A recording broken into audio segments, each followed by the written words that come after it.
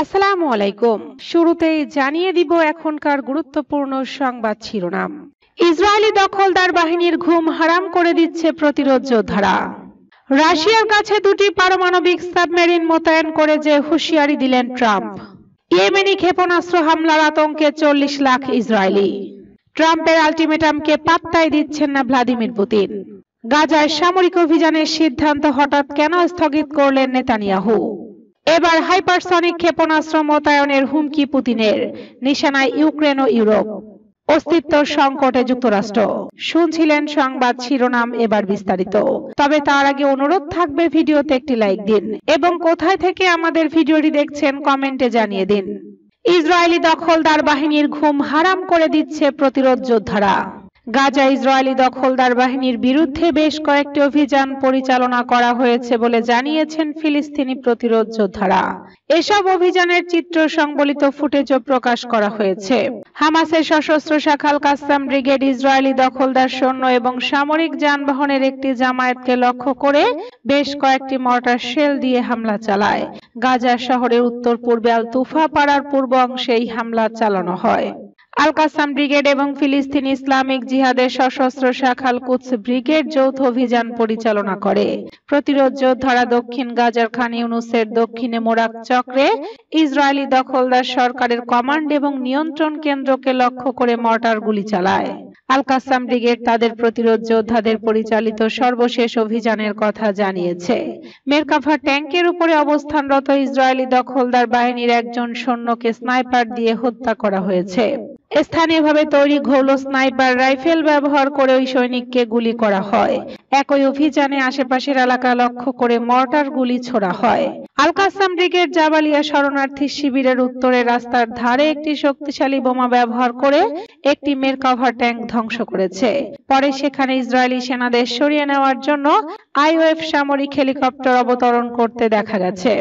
এছাড়া আল কাসাম প্রতিরোধ যোদ্ধারা জাবালিয়ার ওমারি মসজিদের কাছে একটি আইওএফ D9 সামরিক বুলডোজার লক্ষ্য করে একটি ভারী বিস্ফোরক ডিভাইসের বিস্ফোরণ ঘটায়।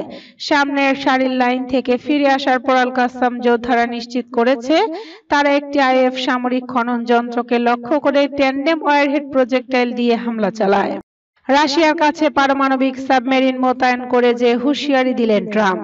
রাশিয়ার সীমানার আরো কাছে দুটি পারমাণবিক সাবমেরিন মোতায়েন রয়েছে বলে হুঁশিয়ারি দিয়েছেন যুক্তরাষ্ট্রের প্রেসিডেন্ট ডোনাল্ড ট্রাম্প।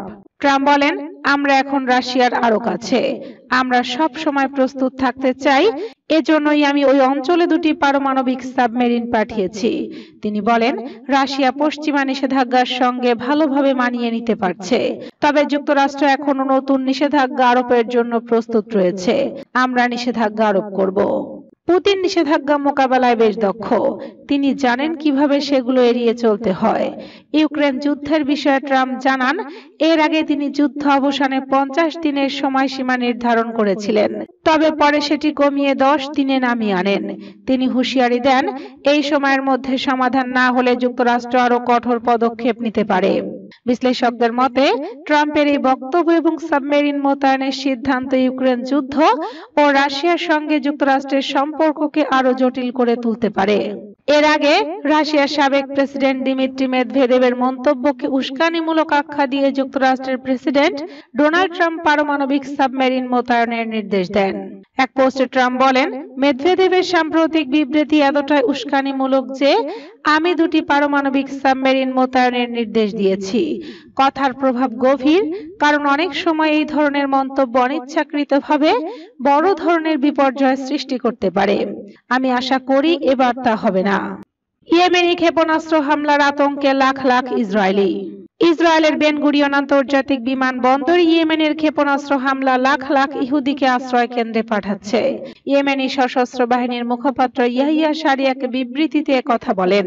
ইয়েমেনি সশস্ত্র বাহিনীর মুখপাত্র ইয়াহিয়া সারিয়া এক বিবৃতিতে বলেছেন, তার দেশের ক্ষেপণাস্ত্র ইউনিট তেল আবিবের পাশে অধিকৃত অঞ্চলে বেন গুরিয়ন বিমানবন্দরে সফলভাবে একটি গুরুত্বপূর্ণ অভিযান পরিচালনা করেছে।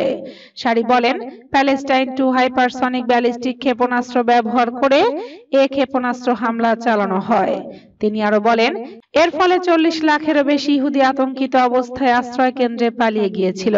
ইতোমধ্যে সেই বিমানবন্দরে বিমান চলাচল স্থগিত করা হয়েছে। ট্রাম্পের আলটিমেটামকে পাত্তাই দিচ্ছেন না ভ্লাদিমির পুতিন। মার্কিন প্রেসিডেন্ট ডোনাল্ড ট্রাম্পের যুদ্ধবিরতির আলটিমেটামকে একেবারেই পাত্তাই দিচ্ছেন না ভ্লাদিমির পুতিন, বরং তার তোয়াক্কা না করে ইউক্রেনের রুশ আগ্রাসন আরো জোরদার করেছেন রাশিয়ার প্রেসিডেন্ট। নতুন নতুন এলাকা দখল করছে রুশ সেনারা। আর কিয়েভে চালানো সর্বশেষ বড় হামলাটি একদিনে 1 বছরের মধ্যে সর্বোচ্চ প্রাণহানি ঘটিয়েছে। শুরুতে রাশিয়াকে যুদ্ধ থামাতে 50 দিনের সময়সীমা বেঁধে দিয়েছিলেন ট্রাম্প, কিন্তু তাতে কোনো প্রতিক্রিয়া দেখাননি পুতিন। এরপর সময়সীমা কমিয়ে 10 থেকে 12 দিনে যুদ্ধ বন্ধের আলটিমেটাম দিয়েছিলেন মার্কিন প্রেসিডেন্ট, কিন্তু এবারও পুতিনের প্রতিক্রিয়া থোড়াই কেয়ার। উল্টো ফ্রন্ট লাইনে রুশ সেনাদের কার্যক্রম আরো তীব্র হয়েছে। এ অবস্থায় ক্ষুব্ধ ট্রাম্প পুতিনকে প্রকাশ্যে বুলশিট বলে গালি দিয়ে বসেন এবং ইউক্রেন অভিযানের প্রতি বিরক্তি প্রকাশ করে একে চরম বিরক্তিকর বলে আখ্যা দেন। তবে পুতিন একদিকে যেমন আগ্রাসন চালিয়ে যাচ্ছেন, অন্যদিকে আবার শান্তি আলোচনার সম্ভাবনা উড়িয়ে দিচ্ছেন না। ট্রাম্পের নাম উল্লেখ না করলেও তাকে ইঙ্গিত করে পুতিন বলেন, অস্বাভাবিক বা অতিরঞ্জিত প্রত্যাশার কারণেই হতাশা জন্ম নেয়। তিনি ইস্তাম্বুলে অনুষ্ঠিত সাম্প্রতিক 3 দফা আলোচনার কথা স্মরণ করিয়ে দেন, যেখানে শত শত যুদ্ধবন্দী বিনিময় হয়েছে রাশিয়া ও ইউক্রেনের মধ্যে। গাজায় সামরিক অভিযানের সিদ্ধান্ত হঠাৎ কেন স্থগিত করলেন নেতানিয়াহু? হামাস যদি যুদ্ধবিরতি চুক্তিতে রাজি না হয়, তাহলে গাজায় তার দেশের সেনাবাহিনী কি পদক্ষেপ নেবে সে বিষয়ে সিদ্ধান্ত স্থগিত করেছেন প্রধানমন্ত্রী বেনিয়ামিন নেতানিয়াহু। এই সপ্তাহে এ নিয়ে আর কোনো সিদ্ধান্ত আসবে না। গাজা উপত্যকা নেওয়া পদক্ষেপ নিয়ে ইসরায়েলি সরকারের অভ্যন্তরীণ মতবিরোধের মধ্যে এই সিদ্ধান্ত নিলেন নেতানিয়াহু। যদি হামাস গোষ্ঠী কোনো চুক্তিতে রাজি না হয়, তাহলে ইসরায়েল যা করতে পারে সে বিষয়ে একটি ধারণা হলো গাজা শহর এবং অন্যান্য জনবহুল এলাকা ঘেরাও করা, আর আরেকটি ধারণা হলো শহরটি জয় করা। এ নিয়ে ইসরায়েলের মন্ত্রিসভার সদস্যদের মধ্যে মতবিরোধ আছে বলেও জানান তিনি। একজন জ্যেষ্ঠ ইসরায়েলি কর্মকর্তা বলেছেন, ইসরায়েল এবং মার্কিন যুক্তরাষ্ট্র গাজা নিয়ে একটি নতুন সমঝোতার পথে হাঁটছে, কারণ হামাস যুদ্ধবিরতি এবং জিম্মি চুক্তি আলোচনা থেকে সরে এসেছে বলে দাবি তাদের। একই সাথে ইসরায়েল এবং মার্কিন যুক্তরাষ্ট্র গাজায় সামরিক অভিযান অব্যাহত রেখে মানবিক সহায়তা বৃদ্ধির জন্য কাজ করবে বলেও জানান ওই কর্মকর্তা। বিষয়টি সম্পর্কে অবগত দুটি সূত্রের মতে, হামাস যুদ্ধবিরতি এবং জিম্মি আলোচনা থেকে সরে আসার পর এই পরিবর্তন এসেছে। এবার হাইপারসনিক ক্ষেপণাস্ত্র মোতায়েনের হুমকি পুতিনের। নিশানায় ইউক্রেন ও ইউরোপ। রাশিয়ার তৈরি অত্যাধুনিক হাইপারসনিক ক্ষেপণাস্ত্র ওরেশনিক ইউরোপ জুড়ে আতঙ্ক ছড়িয়েছে।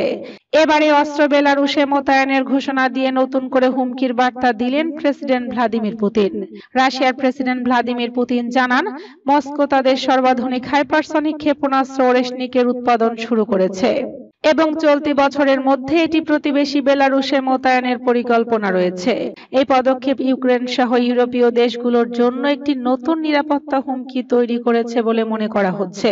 সেন্ট পিটার্সবার্গের কাছে ভ্যালাম দ্বীপে বেলারুশের প্রেসিডেন্ট আলিয়াকাসান্দার লুকাশেঙ্কোর সঙ্গে বৈঠকে পুতিন বলেন, বেলারুশে ক্ষেপণাস্ত্র মোতায়েনের জন্য উপযুক্ত স্থান ইতিমধ্যে নির্ধারণ করা হয়েছে। তিনি জানান, প্রস্তুতির কাজ চলছে এবং আমাদের আশা বছরের শেষ নাগাদ এ কাজ সম্পূর্ণ হবে। তিনি আরো জানান, ওরেশনিকের প্রথম ব্যাচ এরই মধ্যে উৎপাদিত হয়েছে এবং সেনাবাহিনীর সেবায় যুক্ত হয়েছে। অস্তিত্ব সংকটে যুক্তরাষ্ট্র। যুক্তরাষ্ট্রের সাবেক প্রেসিডেন্ট জো বাইডেন দেশটির বর্তমান রাজনৈতিক বাস্তবতা নিয়ে কড়া হুঁশিয়ারি উচ্চারণ করেছেন।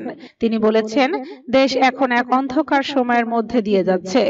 ট্রাম্প প্রশাসনের সময় নির্বাহী শাখা যেন সাংবিধানিক কাঠামো ভেঙে দেওয়ার চেষ্টা করছে। বাইডেন বলেন, তারা শুধু নিজেরাই নয়, প্রায়শই এক এমন কংগ্রেসের সহায়তা এটা করছে যারা একপাশে চুপচাপ বসে আছে। আর সর্বোচ্চ আদালত তো যেন এই প্রক্রিয়াকে বৈধতা দেওয়ার কাজে নেমেছে। তারা যা ইচ্ছে সেই রায় দিচ্ছে। আমাদের জীবনে এমন কিছু মুহূর্ত আসে যা আগের সব ইতিহাসের থেকে আলাদা করে দেয় আমাদের ভবিষ্যৎকে। সেসব মুহূর্ত আমাদের মুখোমুখি করে সত্যের, আমাদের প্রতিষ্ঠান ও গণতন্ত্র সম্পর্কে কঠিন প্রশ্নের। আমার দৃষ্টিতে এই মুহূর্তটি তেমনই এক সময়। নির্বাহী দপ্তরের নির্মম পদক্ষেপ, মৌলিক অধিকার খর্ব, আদালতের গুরুত্ব, বিচারকদের গুরুত্ব, আইন ও সংবিধানের গুরুত্ব, এসব এখন আমেরিকানরা নতুন করে উপলব্ধি করছে। কারণ এই লোকটার আমলে দেশে যে ধরনের চাপে রয়েছে তা নজিরবিহীন।